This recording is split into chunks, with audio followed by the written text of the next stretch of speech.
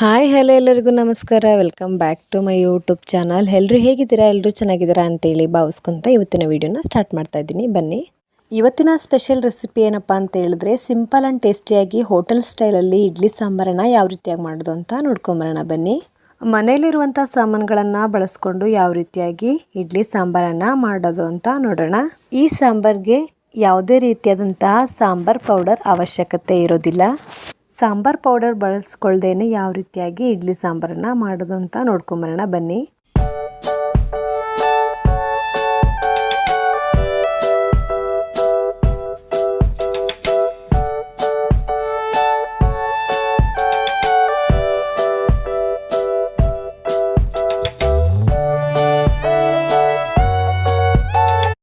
ನಮ್ಮ ಮನೆಯವರು ಟೆರೆಸ್ ಗಾರ್ಡನಲ್ಲಿ ಪಾಲಕ್ ಸೊಪ್ಪಿನ ಬೀಜನ ಹಾಕಿದ್ರು. ಅದರಲ್ಲಿ ಪಾಲಕ್ ಸೊಪ್ಪು ತುಂಬಾ ಚೆನ್ನಾಗಿ ಬಂದಿತ್ತು. ಚಿಕ್ಕ ಚಿಕ್ಕ ಸಸಿ ತುಂಬ ಚೆನ್ನಾಗಿತ್ತು. ಸೊ ಇವತ್ತು ಈ ಪಾಲಕ್ ಸೊಪ್ಪನ್ನು ಬಳಸ್ಕೊಂಡು ಇಡ್ಲಿ ಸಾಂಬಾರನ್ನ ಯಾವ ರೀತಿಯಾಗಿ ಮಾಡೋದು ಅಂತ ನೋಡ್ಕೊಂಬರೋಣ. ಈ ಪಾಲಕ್ ಸೊಪ್ಪನ್ನು ಆರ್ಗ್ಯಾನಿಕ್ ಆಗಿ ಬೆಳೆದಿರೋದು. ಇದಕ್ಕೆ ಯಾವುದೇ ರೀತಿಯಾದಂಥ ಔಷಧಿನ ರಾಸಾಯನಿಕನ ಸ್ಪ್ರೇ ಮಾಡಿಲ್ಲ. ಪಾಲಕ್ ಸೊಪ್ಪು ತುಂಬಾ ಫ್ರೆಶ್ ಆಗಿತ್ತು. ಬೆಳಗ್ಗೆನೇ ಟೆರೆಸ್ಸಿಗೆ ಹೋಗಿ ಆ ಪಾಲಕ್ ಸೊಪ್ಪನ್ನು ಕಿತ್ಕೊಂಬಂದೆ. ನಮ್ಮ ಗಾರ್ಡನ್ನಲ್ಲೇ ಬೆಳೆದಿರುವಂತಹ ತರಕಾರಿಗಳಿಂದ ಮನೇಲಿ ಅಡುಗೆ ಮಾಡುವಾಗ ಏನೋ ಒಂಥರ ತುಂಬ ಖುಷಿ ಇರುತ್ತೆ ಅಲ್ವಾ. ಇವಾಗ ಹೋಟೆಲ್ ಸ್ಟೈಲಲ್ಲಿ ಇಡ್ಲಿ ಸಾಂಬಾರನ್ನು ಯಾವ ರೀತಿಯಾಗಿ ಮಾಡೋದು ಅಂತ ನೋಡ್ಕೊಂಬರೋಣ. ಒಂದು ಬೌಲ್ನಷ್ಟು ಪಾಲಕ್ ಸೊಪ್ಪನ್ನು ತೊಗೊಂಡಿದ್ದೀನಿ. ಚಿಕ್ಕದಾಗಿ ಕಟ್ ಮಾಡಿ ಎತ್ಕೊಂಡಿರಬೇಕು. ಹಾಗೆ ಸ್ವಲ್ಪ ತೊಗರಿಬೇಳೆನೂ ಕೂಡ ಸೇರಿಸ್ಕೊಳ್ತಾ ಇದ್ದೀನಿ.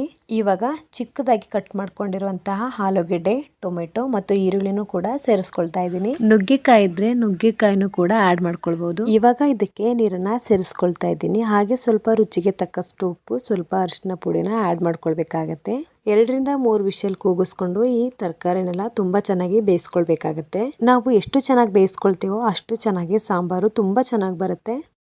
ಇವಾಗ ತರಕಾರಿನ ಬೇಯಕ್ಕಿಟ್ಕೊಳ್ತಾ ಇದ್ದೀನಿ.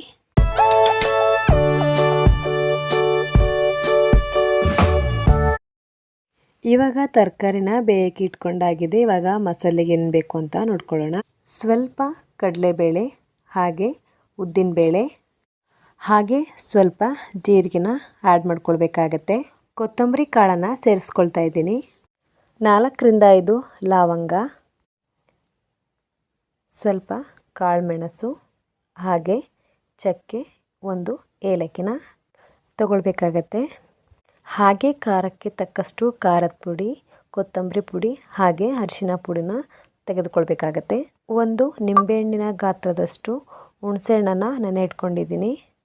ಹಾಗೆ ಸ್ವಲ್ಪ 1-2 ಚಮಚ ಬೆಲ್ಲದ ಪೌಡರನ್ನು ತೆಗೆದುಕೊಳ್ಬೇಕಾಗತ್ತೆ. ಇವಾಗ ಮಸಾಲೆನ ಹುರ್ಕೊಳ್ಳೋಣ. ಮೊದಲನೇದಾಗಿ ಕಡಲೆಬೇಳೆನ ಚೆನ್ನಾಗಿ ಹುರ್ಕೊಳ್ಬೇಕಾಗತ್ತೆ. ಇವಾಗ ಕಡಲೆಬೇಳೆನ ಚೆನ್ನಾಗಿ ಹುರ್ಕೊಂಡಾಗಿದೆ. ಉಳಿದಿರುವಂತಹ ಮಸಾಲೆನ ಸೇರಿಸ್ಕೊಂಡು ಚೆನ್ನಾಗಿ ಹುರ್ಕೊಳ್ತಾ ಇದ್ದೀನಿ.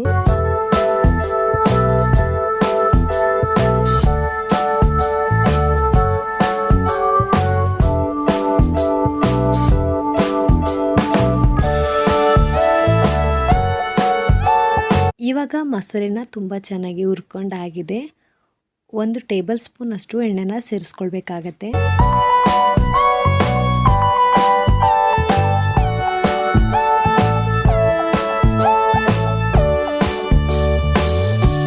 ಇವಾಗ ಗ್ಯಾಸನ್ನು ಆಫ್ ಮಾಡ್ಕೊಂಡು ಮಸಾಲೆ ಎಲ್ಲ ಸ್ವಲ್ಪ ಉಗುರಿಗೆ ಬೆಚ್ಚಗಾದ್ಮೇಲೆ ಖಾರದ ಪುಡಿ, ಕೊತ್ತಂಬರಿ ಪುಡಿ ಹಾಗೂ ಅರಿಶಿನ ಪುಡಿನ ಸೇರಿಸ್ಕೊಳ್ಬೇಕಾಗತ್ತೆ. ಈಗ ಮಸಾಲೆನ ಸೈಡಿಗೆ ಎತ್ತಿಟ್ಕೊಳ್ಳೋಣ ಆರಕ್ಕೆ.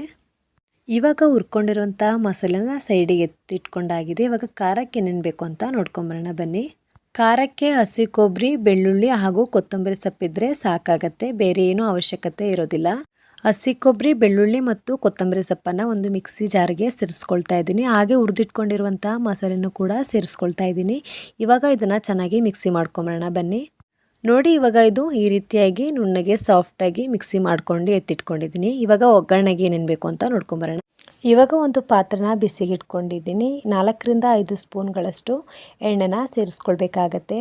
ಎಣ್ಣೆ ಚೆನ್ನಾಗಿ ಕಾದ್ಮೇಲೆ ಸಾಸಿವೆನ ಆ್ಯಡ್ ಮಾಡ್ಕೊಳ್ಬೇಕಾಗತ್ತೆ. ಸಾಸಿವೆ ಚೆನ್ನಾಗಿ ಚಟಪಟ ಅಂತ ಸಿಡಿದ್ಮೇಲೆ ಕರಿಬೇವಿನ ಸೊಪ್ಪನ್ನು ಸೇರಿಸ್ಕೊಳ್ತಾ ಇದ್ದೀನಿ. 5-6 ಬೇಡಿಗೆ ಮೆಣಸಿನಕಾಯನ್ನ ಸೇರಿಸ್ಕೊಳ್ಬೇಕಾಗತ್ತೆ. ಒಗ್ಗರಣೆಗೆ ಜೀರಿಗೆನೂ ಕೂಡ ಸೇರಿಸ್ಕೊಳ್ತಾ ಇದ್ದೀನಿ. ಹಾಗೆ 1 ಚಿಟಿಕೆಯಷ್ಟು ಹಿಂಗನ್ನು ಕೂಡ ಸೇರಿಸ್ಕೊಳ್ತಾ ಇದ್ದೀನಿ. ಒಗ್ಗರಣೆ ಆದಮೇಲೆ ರುಬ್ಬಿ ಎತ್ತಿಟ್ಕೊಂಡಿರುವಂತಹ ಖಾರನ ಕೂಡ ಸೇರಿಸ್ಕೊಳ್ತಾ ಇದ್ದೀನಿ. ಈ ಮಸಾಲೆನ ಎಣ್ಣೆಲೆ ಚೆನ್ನಾಗಿ ಫ್ರೈ ಮಾಡ್ಕೊಳ್ಬೇಕಾಗತ್ತೆ. ನಾವು ಎಷ್ಟು ಚೆನ್ನಾಗಿ ಫ್ರೈ ಮಾಡ್ಕೊಳ್ತೀವೋ ಅಷ್ಟು ಚೆನ್ನಾಗಿ ಸಾಂಬಾರು ತುಂಬ ಚೆನ್ನಾಗಿ ಬರುತ್ತೆ. ನಾವು ಯಾವುದೇ ಒಂದು ಸಾಂಬಾರನ್ನು ಮಾಡುವಾಗ ನಾವು ಮಸಾಲೆನ ಯಾವ ರೀತಿಯಾಗಿ ಹುರ್ಕೊಳ್ತೀವಿ, ಅದನ್ನು ಯಾವ ರೀತಿಯಾಗಿ ಫ್ರೈ ಮಾಡ್ಕೊಳ್ತೀವಿ ಅನ್ನೋದು ತುಂಬ ಇಂಪಾರ್ಟೆಂಟ್ ಆಗಿರುತ್ತೆ. ನಾವು ಮಸಾಲೆನ ಯಾವ ರೀತಿಯಾಗಿ ಫ್ರೈ ಮಾಡ್ಕೊಳ್ತೀವೋ ಸಾಂಬಾರು ಕೂಡ ಅಷ್ಟೇ ತುಂಬ ಚೆನ್ನಾಗಿ ಬರುತ್ತೆ. ಮಸಾಲೆ ಎಣ್ಣೆ ಬಿಟ್ಕೊಳ್ಳೋಕ್ಕೆ ಸ್ಟಾರ್ಟ್ ಆಗಿದೆ ನೋಡಿ. ಈ ರೀತಿಯಾಗಿ ಮಸಾಲೆನ ಹುರ್ಕೊಳ್ಬೇಕಾಗತ್ತೆ.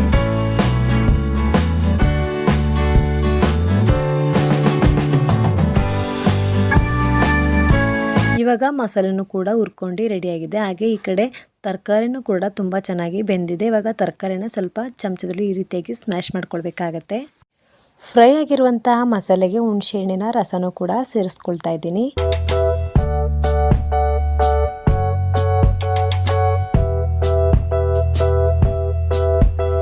ಇವಾಗ ಮಸಾಲೆನೂ ಕೂಡ ತುಂಬ ಚೆನ್ನಾಗಿ ಫ್ರೈ ಆಗಿದೆ, ಎಣ್ಣೆ ಬಿಟ್ಕೊಳ್ಳೋಕೆ ಸ್ಟಾರ್ಟ್ ಆಗಿದೆ. ಇವಾಗ ಬೇಯಿಸ್ಕೊಂಡಿರುವಂತಹ ತರಕಾರಿನ ಇವಾಗ ಮಸಾಲೆಗೆ ಸೇರಿಸ್ಕೊಳ್ಬೇಕಾಗತ್ತೆ.